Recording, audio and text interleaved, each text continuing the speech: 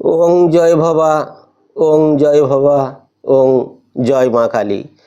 পরমা প্রকৃতি স্বরূপা বিশ্বপ্রসবিনী জগজ্জননী জগত্তারিণী কালী মায়ের পদতলে আমার সাষ্টাঙ্গ প্রণিপাতপূর্বক ভক্তি বিনম্র নিবেদন। ব্রহ্মময়ী কালী, ব্রহ্মময়ী কালী, কালী নাম স্মরণে কলুষ কালিমা দূর হয়। দুর্গা পূজার পরে অমাবস্যা তিথিতে সাড়ম্বরে পালিত হয় মা কালীর পূজা। মা কালীর পদতলে শায়িত শিবরূপী মহাকাল। মা হলেন শিবজায়া অর্থাৎ শিবের স্ত্রী, তাই তিনি মহাকালী। কালী স্তোত্রে বলা হয়েছে, কালী কালী মহাকালী কালীকে পাপহারিণীম ধর্ম কাম প্রদে দেবী নারায়ণী নমস্তুতে। জয়ন্তী মঙ্গলা কালী ভদ্রকালী কপালিনী দুর্গা শিবা ক্ষমাধাত্রী সোহা সদা নমস্তুতে। দুর্বৃত্ত অসুর বিনাশেতু মা ক্রোধে জর্জরিত হয়ে ভয়াল ভয়ঙ্কর করাল বদন ধারণ করেন, তাই বলা হচ্ছে করাল বদানাং ঘোরাং মুক্তকে সিং চতুর্ভুজাং কালিকাং দক্ষিণাং দিব্যাং মুন্ডমালা বিভূষিতাম। কালী শব্দের অর্থ হলো যিনি কলুষ কালিমা দূর করেন। কালের করাল গ্রাস হতে সমগ্র জীবকুলকে যিনি উদ্ধার করেন তিনি মা কালী। কালীমা হলেন কালোহরা, তাই ভবা পাগলা বলছেন, কালী আমার কালোহরা মনমোহিনী ভবদ্বারা ভবার তরে খাঁড়া ধরা শিবের বুকে দণ্ডায়মান। ভবার তরে খাঁড়া ধরা ভবা পাগলা কেন বললেন? তার অন্তর্নিহিত গূঢ় তত্ত্ব কি, পরবর্তীকালে এ বিষয়ে আলোকপাত করা যাবে। দেবতাদের কার্যসিদ্ধি হেতু মা কালী মা দুর্গার আবির্ভাব। শ্রীচণ্ডীর সপ্তম অধ্যায়ে চণ্ডমুণ্ড বধ নামক সংকলনে দেখতে পাই, দুর্বৃত্ত চণ্ডমুণ্ড ভীষণ ভয়ঙ্কর রূপ ধরে যখন মা দুর্গার দিকে আক্রমণাত্মক ভঙ্গিতে ধেয়ে যায়, মা দুর্গার ভ্রুকুটি কুটিল ললার দেশ বা কপাল হতে মুহুর্মুহু তীব্র জ্যোতির বিচ্ছুরণ হয়।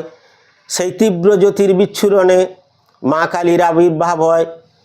মা কালীর মুখমণ্ডল রক্তবর্ণ, বিরাট লকলকে জিহ্বা, করালবদনী মায়ের বজ্র হুঙ্কারে বিশ্ব প্রকম্পিত হয়। তিনি চণ্ডমুণ্ডের সাথে মহাসংগ্রামে রত হয়ে চণ্ডমুণ্ডকে বধ করেন। কৃষ্ণ মাকে আশ্রয় করে সমস্ত লীলা করেছেন। সেই মা হলেন মা কালী মা দুর্গা। আমরা বাঙালিরা যাকে মা কালী মা দুর্গা রূপে পূজা করে থাকি, অবাঙালি ব্রজবাসী তাকে যোগমায়া হিসাবে পূজা করে থাকেন। স্বরূপতে এক, আকৃতিতে ভিন্ন। যোগমায়া হলেন যোগের অধিষ্ঠাত্রী। শ্রীমতী রাধারানী মা কালীর ভক্ত, মা কালীর পূজা করে থাকেন। মা কালী হলেন স্বয়ং যোগমায়া, তিনি যোগেশ্বরী, যোগের অধিষ্ঠাত্রী। তাই পরম বৈষ্ণব হরেকৃষ্ণ মুখোপাধ্যায়, যিনি বাংলা সাহিত্যের উপর ডিলিট উপাধি প্রাপ্ত হয়েছেন, তিনি কলম করলেন, বৃন্দাবনের অধিষ্ঠাত্রী তুমি যোগমায়া, তব কৃপায় গোপী পেল কৃষ্ণপদ ছায়া। এই প্রসঙ্গে ভবা পাগলা বললেন, কালী নাম জপ করো কৃষ্ণের বাসি শুনতে পাবে, এ কথা মিথ্যা নহে তুমি রাধারানী হবে। মদ্দা কথা হলো কালীর কৃপা ভিন্ন কালা লাভ করা সম্ভব নয়, কিন্তু আমরা কালী ও কৃষ্ণতে বরাবর ভেদাভেদ করি।